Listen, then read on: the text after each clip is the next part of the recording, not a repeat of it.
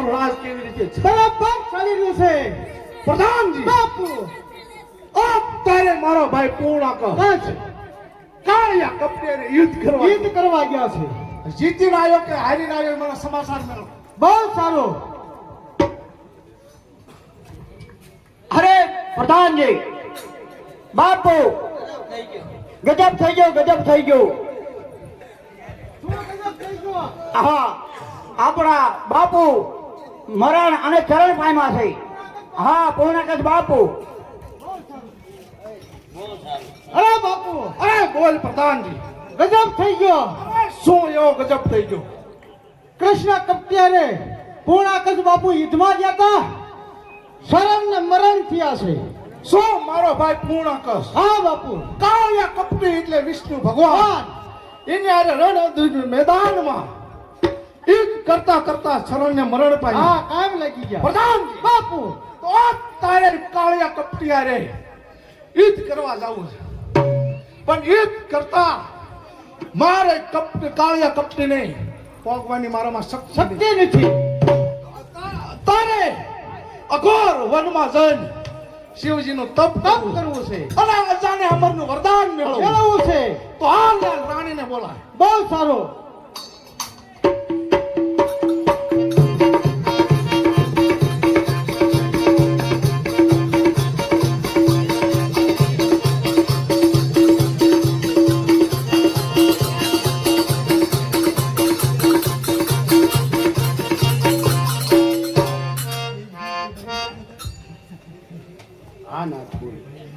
તમને રાજમાં બોલાવવાનું એક જ કારણ કે મારો ભાઈ પૂર્ણકસ એટલે કે તમારો દિયર કાળિયા કપટિયા યુદ્ધમાં શરણ ને મરણ પામ્યા છે તો કાળિયા કપટિયા રે મારે પોગવાની શક્તિ નથી એટલે અઘોર વનમાં જઈને શિવજીનું તપ કરવું છે અને અજા અમરનું વરદાન મેળવવું છે જો વરદાન મેળવીને પાછો આવીશ તો રાજમાં પાછો આવીશ નકર આપણે જાજા જોવા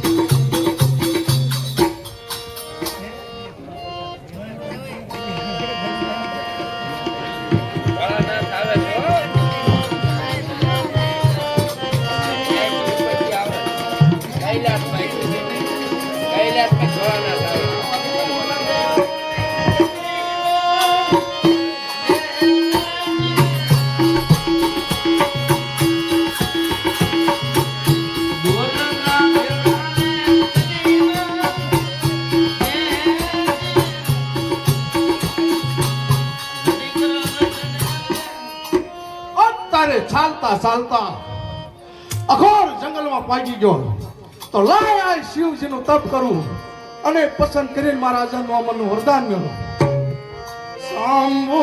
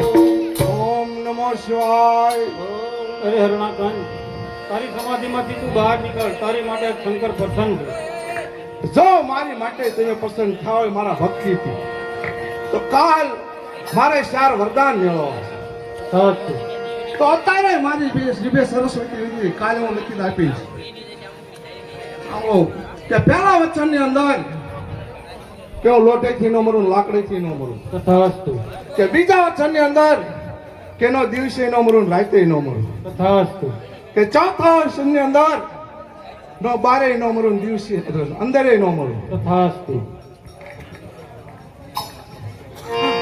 લાય અત્યારે અઘોર વનમાં જઈને શિવજીનું તપ કર્યું અને અજા અમરનું વરદાન મેળવી લાય મારા રાજમાં પાછો જાઓ અને મારા રાજની અંદર ખબર આપો.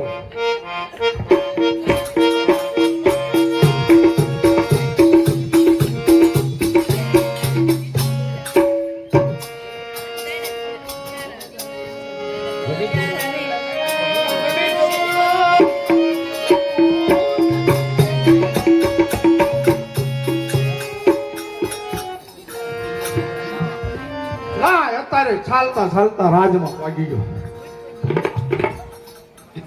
પ્રધાનજી બાપુ અત્યારે અઘોર વનમાં જઈને શિવજીનું તપ કર્યું અને મારી માથે ભગવાન પસંદ થયા અને મેં વરદાન મેળવ્યું અને શંકર ભગવાને મને વરદાન આપ્યું. આપી દીધા. કેવું આપ્યું? કેવું આપ્યું? પ્રધાનજી બાપુ કે નો લોટીથી નો મરો લાકડીથી નો લોટેથી મરો, નો લાકડીથી મરો, કે નો મનુષ્યથી મરું કે નો પક્ષીથી નો મનુષ્યથી મરો, નો પક્ષીથી, કે નો રાત્રે મરું દિવસે નહીં, નો રાતે મરો, નો દિવસે મરો, કે નો ઘરમાં મરું કે નો ફળિયામાં નો ઘરમાં મરો કે નો ફળિયામાં નહીં. હા. કારણ કે મારા તપોબળથી શંકર ભગવાને મને વરદાન આપ્યું. વરદાન આપ્યું. અત્યારે હું અત્યારથી આપણા રાજની અંદર ઢંઢેરો પીટાવી દો. પીટાવી દો. આ નગરનો ભગવાન હરણાકસ બાપુ. પ્રધાનજી, અત્યારે આ નગરનો ભગવાન કોણ? હરણાકસ બાપુ. જાઓ, રાજની અંદર ઢંઢેરો પીટાવી દો. પીટાવી દો. સાંભળી જાઓ, સાંભળી જાઓ. આ પૂર્તિનો ભગવાન હરણાકસ બાપુ. જાઓ, કોઈ મારા દુશ્મનનું નામ લે એને ગાણીએ કાઢીને તેલ કાઢવામાં આવશે. જે કોઈ દુશ્મનનું રામનું નામ લે એને કેવું બાપુ? ગાણે કાઢીને તેલ કાઢવામાં આવશે. સાંભળી લેજો. પ્રધાનજી બાપુ, અત્યારે આ નગરનો ભગવાન હરણાકસ બાપુ.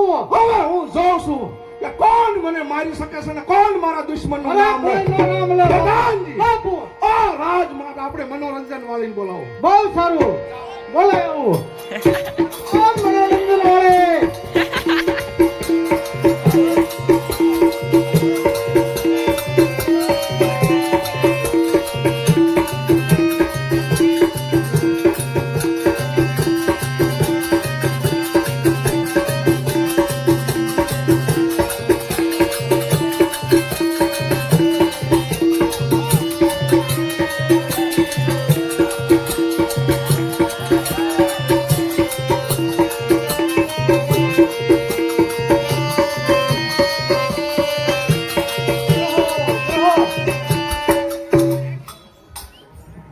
તમારે અહીંયા અત્યારે મહેફિલ કરવાની. મહેફિલ સરાજી. હા હા, લગાવો. બાપુ, આ મોં માંગ્યું ઇનામ દઈ દો. આપી દો.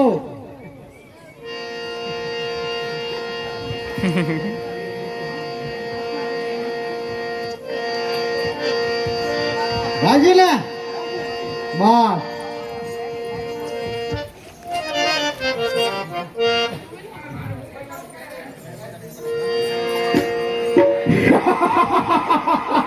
પ્રધાનજી, આ નગરનો ભગવાન કોણ?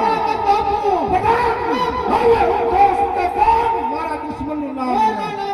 પ્રધાનજી, અત્યારે મારી રાજની અંદર એવો સાચી ફેરો કરો કે કોઈ મારા દુશ્મનનું નામ ન લેવું પડે. નો લે. કારણ કે હું રાણીવાસમાં જાઉં છું. બહુ સારું.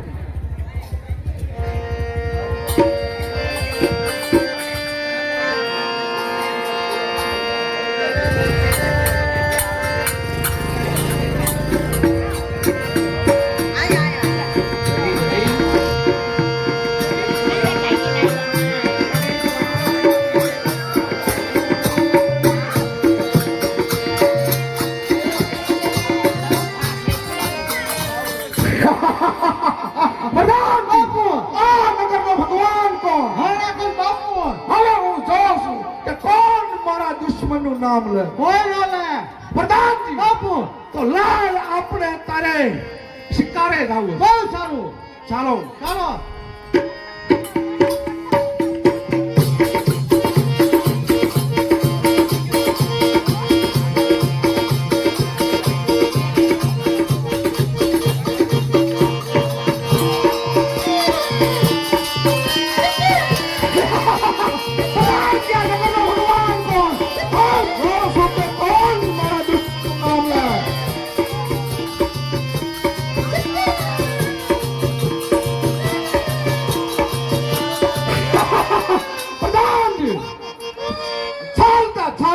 જંગલમાં આવી રહ્યા છે તો આ રામનું નામ કોણ લેશે તપાસ કર. હે બાપુ ઓય પ્રધાનજી ઓલો ડાળે બેઠો પોપટ રામનું નામ લઈ રહ્યો છે. આ તારા સામી ડાળે બેઠેલો પોપટ રામનું નામ લઈ રહ્યો છે. એ મારા દુશ્મનનું નામ હા લઈ બાપુ. રહ્યો. કારણ કે પોપટને ખબર નહીં હોય કે આ નગરનો ભગવાન કોણ. હરણાકસ બાપુ. પ્રધાનજી બાપુ. આ નગરનો ભગવાન કોણ. હરણાકસ બાપુ. કારણ કે પોપટને કહી દે કે મારા દુશ્મનનું નામ છોડી દે ને મારું નામ લઈ લે. એ પોપટ તું છાનમાં સમજી જા કે રામનું નામ મૂકી દે અને મારા હરણાકસ બાપુનું નામ લઈ લે. બરાબર છે પ્રધાનજી. પ્રધાનજી બાપુ તો આ પોપટ એમ નહીં માને. નહીં માને. આને મારી નાખો. મારી નાખો.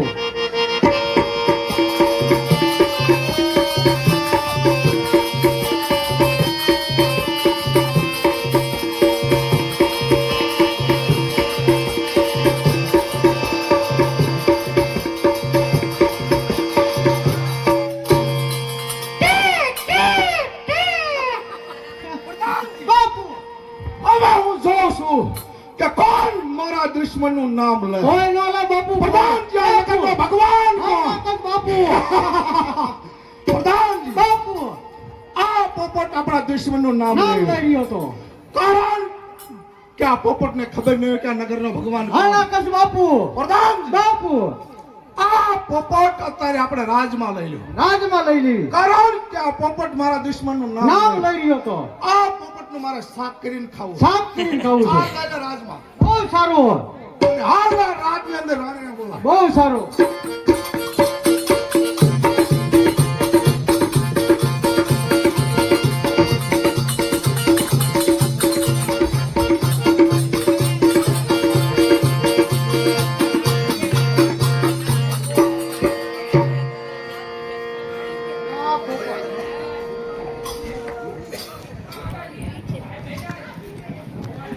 હા બોલો ને.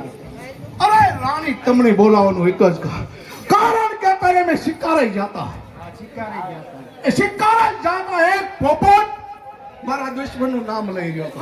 આપણા દુશ્મનનું નામ. હા. જેવો મારો દુશ્મન એવો તમારો દુશ્મન. બરાબર છે. તો એ પોપટને મેં મારી નાખ્યો અને મારી રાજની અંદર લાવ્યો છું.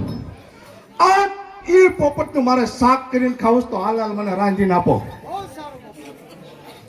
અરે ના પોપટનું શાક કરીને ખાવી એ આપણો અપરાધ કહેવાય. હાય! મને કોઈ શિખામણ દેવાની જરૂર નથી. મેં તો કીધું ને હાલ હાલ મને શાક બનાવીને દે, મારે શાક કરીને ખાવું. આ સ્વામિનાથ બનાવી દે.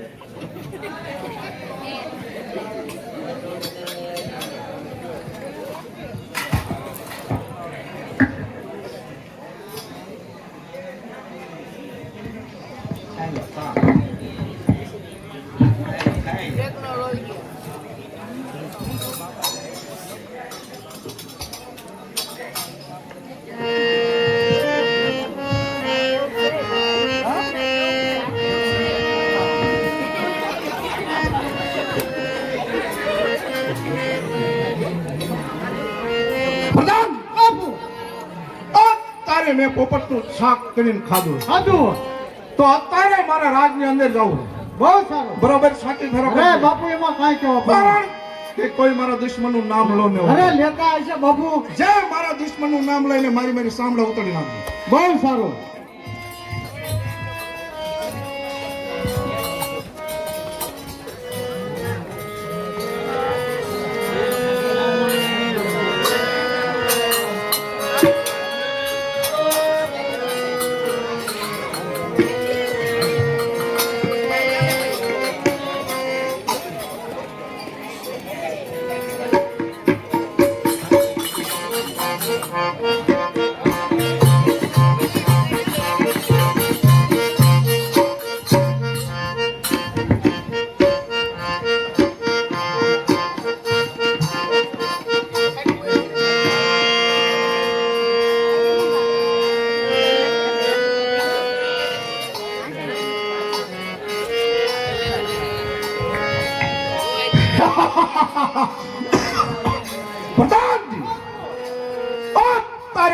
ભગવાન કોણ? હરણાકંસ બાપુ.